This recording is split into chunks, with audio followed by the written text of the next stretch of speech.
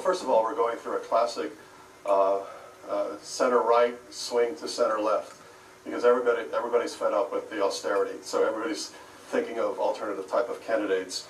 Secondly, whoever you vote for here in Ireland, what you're doing is you're putting wind in their sails, and you're giving them the ability to win in 2016.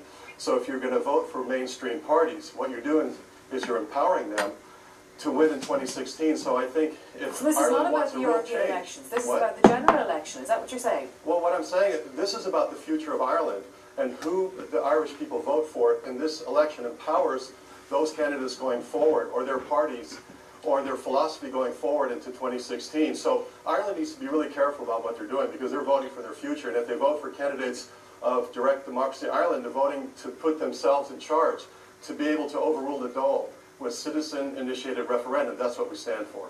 Didn't you say that you don't care whether you get elected or not in this election? No, I didn't say that. I said that if I get elected, of course I want to be elected, but if I don't get elected, then what I've accomplished, I've brought the awareness of the citizen-initiated referendum to the Irish people. That'll make the Irish people more sovereign, it'll strengthen their sovereignty, and it'll give them the ability to overrule Irish law that's being created in the Dáil. That's what we're saying. Just to explain to people, this citizen-initiated referendum is getting enough people to sign a petition, and therefore something has to go to a referendum. So unpopular laws might be addressed in that way. Now, you're from LA originally. There's a similar system. Yeah, well, I mean, there's a similar system in LA. I'm not from LA, but I lived there for a while. Actually, I lived in Santa Monica and I lived in Malibu. Okay, but LA is almost bust, as close as it can be to bust, so the system doesn't work. Of course not. I mean, well, the point is everybody's crying about, you know, oh, we're letting the people down, still paying the debts back. You know, I have a universal social charge that I'm paying.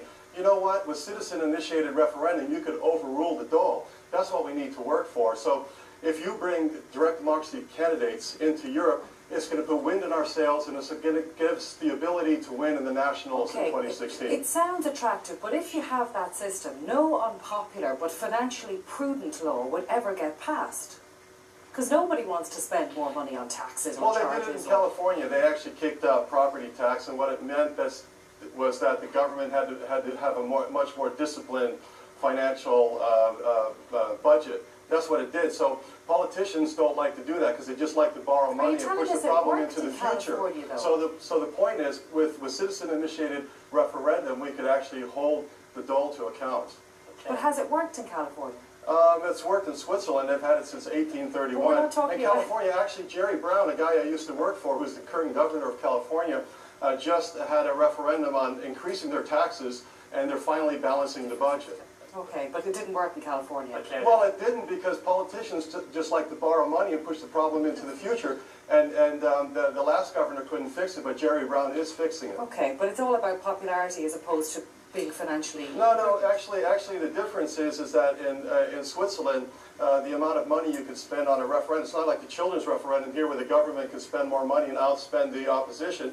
But in California, it's the same thing. Big business can outspend anybody. But in Switzerland, it's regulated, so you have a much more fair and balanced referendum. A while back, I was actually trying to design a solar energy generation plant. And as I began to look into the feed-in tariffs for Ireland, I noticed that they didn't have one for solar. And photovoltaic technology has greatly advanced. And you could actually make every rooftop in Ireland an energy generation station, which would lessen our dependence on industrial scale wind farms. Well, see, what everybody's describing here is a lot of uncertainty, because what we're doing is we're voting for a lot of say one thing, do another politicians, and we've lost control of our country. Through bringing citizen-initiated referendum, a power we had in the first Irish Free State Constitution, removed by W.T. Cosgrave, if we can bring that power back in, we will have the ability to overrule the Dáil, because we don't know what they're going to do. We might have another banking stress test that might come to us for more money.